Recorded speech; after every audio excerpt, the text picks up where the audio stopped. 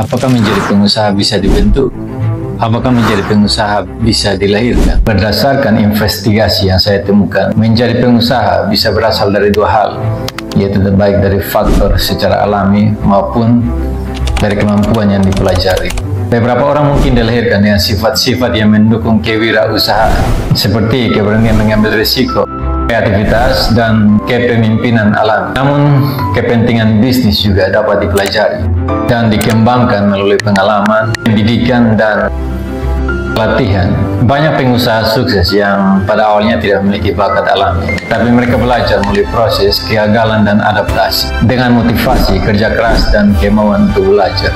Siapapun bisa menjadi pengusaha sukses, tapi pertanyaannya, apakah Anda siap membayar harga untuk menjadi pengusaha? Dan apakah Anda siap untuk menjadi pengusaha? Atau itu hanya ambisi Anda? Siapa saja pengusaha sukses yang pada awalnya tidak memiliki bakat alami, tetapi mereka belajar melalui proses kegagalan dan adaptasi. Banyak pengusaha sukses yang pada awalnya tidak memiliki bakat alami dalam bisnis, tetapi mencapai keberhasilan melalui pembelajaran, pengalaman. Ikut beberapa contohnya. Yang pertama, Howard Schultz. Mohon maaf jika ada kesalahan dalam pronunciation. Howard tumbuh di lingkungan kelas pekerja dan dia tidak memiliki latar belakang bisnis atau wirausaha. Dia bekerja sebagai manajer di perusahaan alat rumah tangga dan bergabung dengan Starbucks. Schultz belajar dari pengalaman untuk membangun Starbucks menjadi merek global. Yang kedua, Sarah Bradley. Sarah Bradley, pendiri Spanx, mulai karirnya sebagai penjual faks. Dia tidak memiliki pendidikan formal dalam bisnis atau mode, tetapi melalui ide inovatif, kemauan untuk belajar, dia berhasil menciptakan produk baru yang akhirnya mendunia. Tetapi dia mengalami banyak penolakan sebelum akhirnya bisnisnya diakui. Ketiga, John Cohn.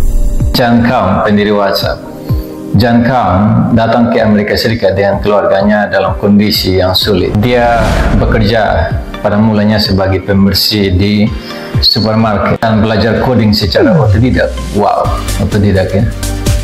Ingat ini, berarti otodidak belum tentu murah. Tom kemudian bekerja di Yahoo sebelum akhirnya mendirikan WhatsApp yang dijual ke Facebook dengan harga miliaran dolar.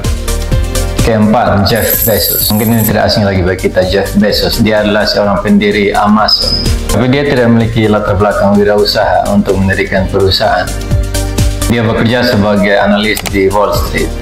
Melalui proses belajar dan banyak percobaan di dunia e-commerce, dia berhasil mengubah Amazon menjadi salah satu perusahaan terbesar di dunia. Kelima, J.K.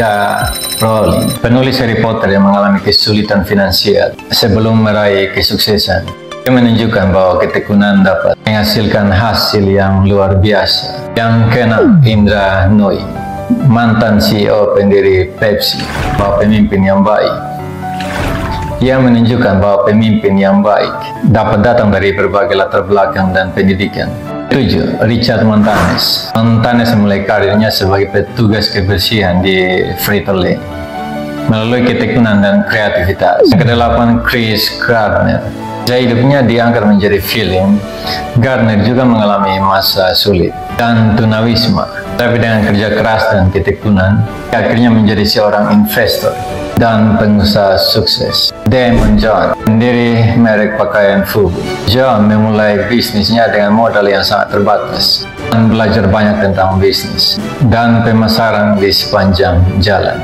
Jim Koch, pendiri Samuel Adams. Koch bukanlah seorang ahli bir secara alami. Dia mempelajari cara pembuatan bir dan membangun merek bir kerajinan yang sukses melalui inovasi dan dedikasi. 11. Ray Kroc, yang menjadikan McDonald's sebagai restoran cepat saji secara global. Awalnya adalah seorang penjual blender. Dia mulai bekerja di McDonald's ketika sudah berusia 52 tahun dan tidak memiliki pengalaman bisnis besar sebelumnya. Namun, melalui ketekunan dan belajar melalui proses, dia mengembangkan McDonald's menjadi fenomena global. Yang ke-12, Katie Erland. Awalnya seorang model dan aktris, Katie Erland berhasil membangun merek gaya hidup yang sukses, Katie Erland Worldwide, yang mencakup produk fashion, perabotan, rumah, dan banyak lagi. 13. Rachel Ray. chef dan pembawa acara televisi.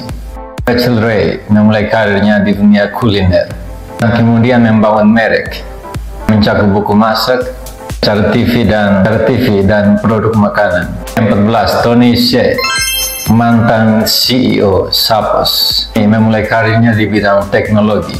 Sebelum membangun Zappos, dia salah satu pengecer sepatu online terbesar dan terkenal karena layanan pelanggannya yang luar biasa. 15, Melinda Emerson, dikenal sebagai small biz lady. Emerson tidak memiliki pengalaman bisnis formal ketika ia memulai. Namun, ia berhasil menjadi seorang penulis, pembicara, dan pelatih bisnis yang berpengaruh. David Karp, pendiri Tumblr. Karp memulai karirnya di dunia teknologi sebagai seorang programmer muda dan membangun platform blogging yang sangat sukses tanpa latar belakang formal dalam bisnis. 17, Jessica Alba, aktris yang mendirikan The Honest Company yang menawarkan produk bayi dan rumah yang aman dan alami. Alba belajar tentang bisnis dan pemasaran sambil membangun mereknya. Ke-18, Robert Herjavec, pengusaha dan seorang investor di acara Shark Tank. Herjavec adalah seorang imigran yang memulai dari nol.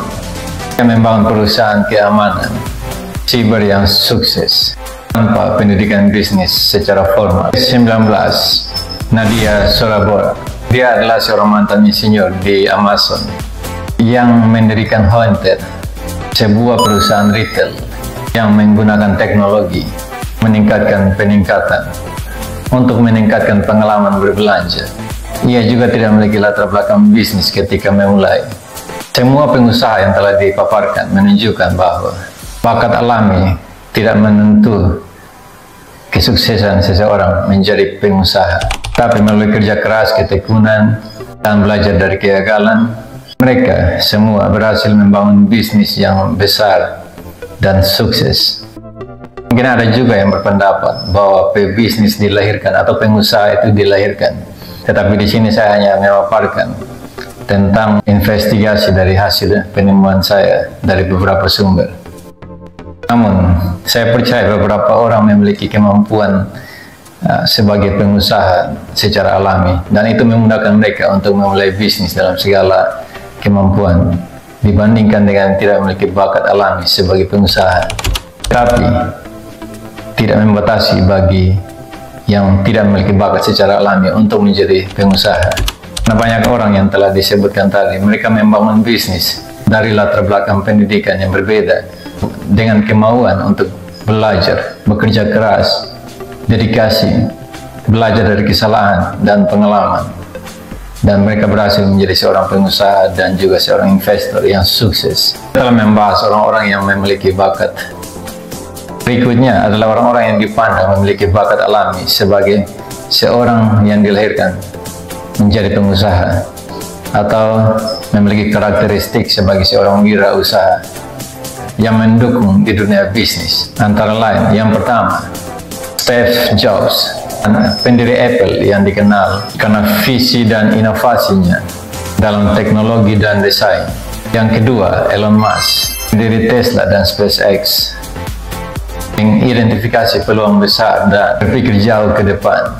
Richard Branson, pendiri Virgin Group, ia dikenal dalam keberaniannya karena mengambil risiko dan menjalankan berbagai usaha atau bisnis. Yang keempat, Oprah Winfrey, seorang pengusaha dan pembawa acara televisi, terkenal karena kemampuannya membangun merek yang kuat dan menghubungkan dengan audiens.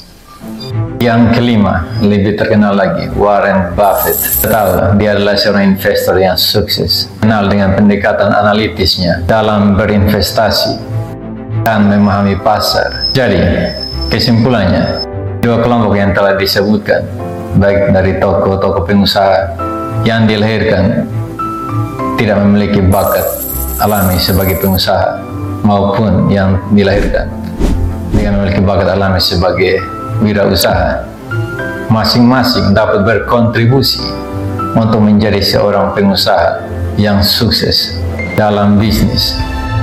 Jadi, menjadi pengusaha bisa dibentuk ataupun dilahirkan. Jika video ini bermanfaat, tolong jangan lupa subscribe, like, dan share. Ikuti juga sosial media saya. Terima kasih.